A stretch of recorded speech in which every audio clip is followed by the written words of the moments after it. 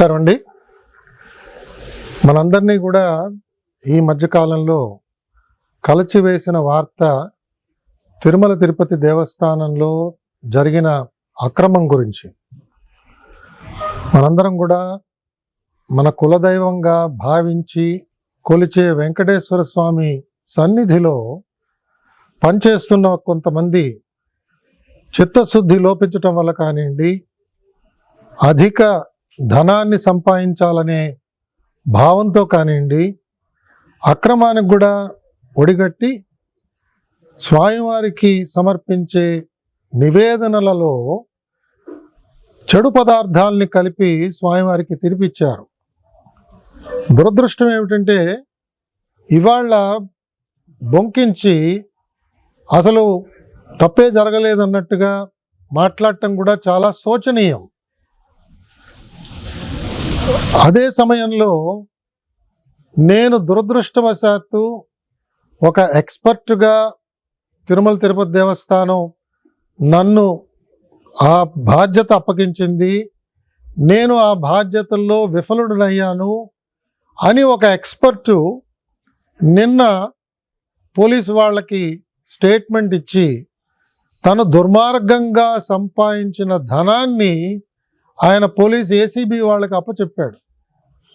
కాబట్టి మనం చూస్తున్నది ఏమిటంటే తప్పు చేసిన వాళ్ళల్లో చిత్తశుద్ధి ఇప్పటికి కూడా రావటం లేదు. అంటే వెంకటేశ్వర స్వామిని మనం ఏ విధంగా మనం అక్రమాన్ని చేసినా కూడా మన మీద శిక్ష పడదు అనే ఒక భావంతో వారు ఆ రకంగా మాట్లాడటం చాలా చాలా బాధాకరం. మనం ఒకసారి పూర్వపరాల్లోకి వెళితే తిరుమల తిరుపతి దేవస్థానం ప్రతిరోజు సుమారు 13,000 కిలోల నుంచి 18,000 కిలోల దాకా నెయ్యి కొనుగోలు చేస్తుంది. మనందరికీ తెలిసిందే, స్వామివారి ప్రసాదం అనగానే మనందరికీ మనస్సులో మెలిగేది శ్రీవారి లడ్డు. అలాగే మన బంధువులు కానీ మిత్రులు కానీ యాత్ర చేసి వచ్చారు అంటే మనం చాలా చాలా ఆనందంగా ఉత్సాహంగా ఎదురు చూసేది మనకెప్పుడు లడ్డు తీసుకొచ్చిస్తారా అని చూస్తుంటాం. పరీక్షలకు వెళ్ళే విద్యార్థులు, కళ్యాణం చేయించుకునే పెద్దవాళ్ళు, వృద్ధాప్యంలో చేసుకుంటున్న ఉత్సవాల్లో కూడా స్వామివారి యొక్క ప్రసాదాన్ని అపురూపంగా భావించే జాతి మనందరిది కూడా. యావత్ భారతదేశం అంతా కూడా వీళ్ళందరూ ఇవాళ ఉండి వాళ్ళందరూ కూడా భారతదేశంలో ఎక్కడికి వెళ్ళినా కూడా తిరుమల గురించి, కలియుగ ప్రత్యక్ష దైవం గురించి మాట్లాడుతున్నప్పుడు స్వామివారి ప్రసాదం గురించి మాట్లాడతారు. మరి కేవలం లడ్డూ ప్రసాదం ఒకటే కాకుండా స్వామివారి అన్నప్రసాదాల్లో కూడా అదే నెయ్యి వాడతారు. ఉపదేవాలయాల్లో కూడా వాడే నెయ్యి ఈ విధంగానే తిరుమల తిరుపతి దేవస్థానం వాళ్ళు ప్రొక్యూర్ చేసి ఇస్తుంటారు.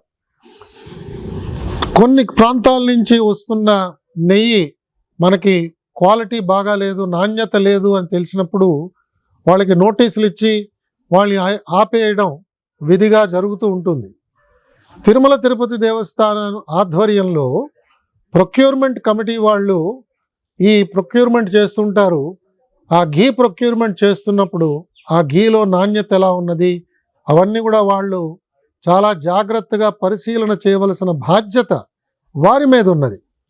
అంతేకాకుండా తిరుమల తిరుపతి దేవస్థానం వారు కొన్న ఈ ఘీని, నెయ్యిని ఎప్పటికప్పుడు పరీక్ష చేయడానికి వివిధ ప్రాంతాలకు పంపిస్తున్నారు. అలాగా ప్రభుత్వం మారిన తర్వాత, కూటమి ప్రభుత్వం వచ్చిన తర్వాత మనందరికీ కూడా ఒక పెద్ద గంభీరమైన వార్త ముఖ్యమంత్రి గారు ఆవిష్కరించింది ఏమిటంటే తిరుమల తిరుపతి ప్రసాదంలో వాడిన నెయ్యి కలుషితమైనది, ఇందులో జంతు కొవ్వు కూడా కలిసినట్టుగా కనిపిస్తున్నది అని ఆ రోజు సెప్టెంబర్ 2024 నాడు ఆయన సెలవిచ్చారు. మనందరం కూడా చాలా చాలా బాధపడ్డాం. మనలో కొంతమంది దుఃఖించాం. అందరూ చూస్తుండగానే కన్నీళ్లు రాల్చాం. మనం నమ్ముకున్న మన దైవానికి అలాంటి ప్రసాదాన్ని మనం ఇస్తామా? ఎంత తప్పిదం ఇది! క్షమించరాని తప్పిదం కింద కూడా మనందరం కూడా ఆ రోజు అనుకున్నాం. దాన్ని వెంటనే ప్రభుత్వం చర్యలు తీసుకుని ఎంక్వైరీ చేయడానికి ఒక డిఐజీ స్థాయి అధికారిని వెంటనే ఎంక్వైరీ ఆఫీసర్గా పెట్టి ఎస్ఐటిని ఫామ్ చేసిన తర్వాత ఎవరైతే తప్పు చేసి ఉంటారని మనం అందరం భావిస్తున్నామో వారు సుప్రీంకోర్టుకు వెళ్ళి మేమేం తప్పు చేయలేదని చెప్పి ఆ రోజు బొంకారు. అప్పుడు సుప్రీంకోర్టు ఏర్పాటు చేసిన స్పెషల్ ఇన్వెస్టిగేషన్ టీం ఈ అంశంలోకి వెళ్ళి వారు అనేక మంది ఎక్స్పర్ట్స్ని, రాష్ట్ర ప్రభుత్వ పోలీస్ యంత్రాంగంలో ఉన్న సభ్యులు, సిబిఐలో ఉన్న సభ్యులు అందరినీ కూడా, అలాగే ఎఫ్ఎస్ఎస్ఏఐ అంటే ఆహార నాణ్యతని పరీక్ష చేసే ఒక ఏజెన్సీ, కేంద్ర ప్రభుత్వ స్థాయిలో ఉన్న ఏజెన్సీ ప్రతినిధులు, వీరందరినీ కలిపి ఎస్ఐటి ఏర్పాటు చేశారు. కాబట్టి ఇవాళ వారిచ్చిన రిపోర్ట్ని అందరం కూడా జాగ్రత్తగా పరిశీలన చేద్దాం.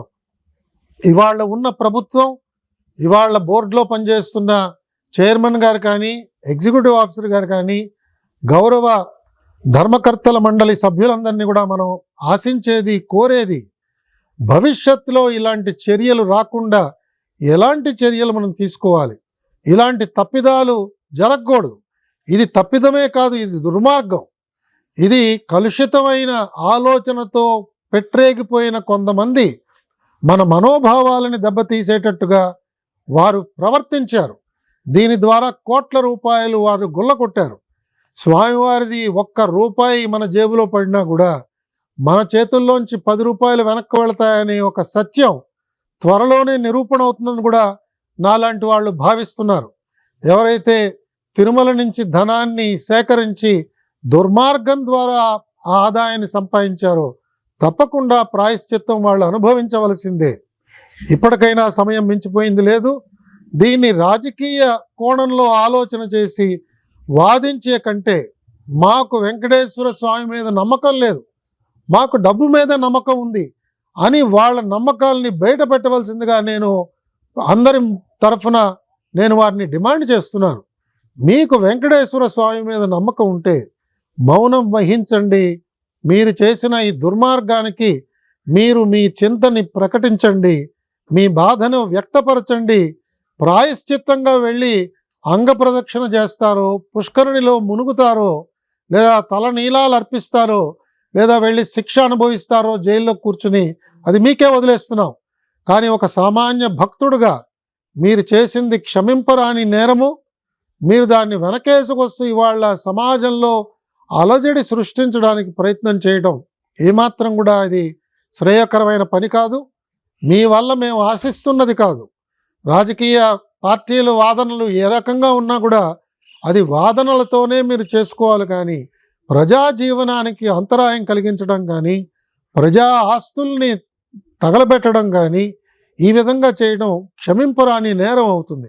వెంకటేశ్వర స్వామి భక్తులందరినీ కూడా సవినయంగా నేను కోరేది, తప్పకుండా మనం కొంత సమయాన్ని వేచి చూద్దాం.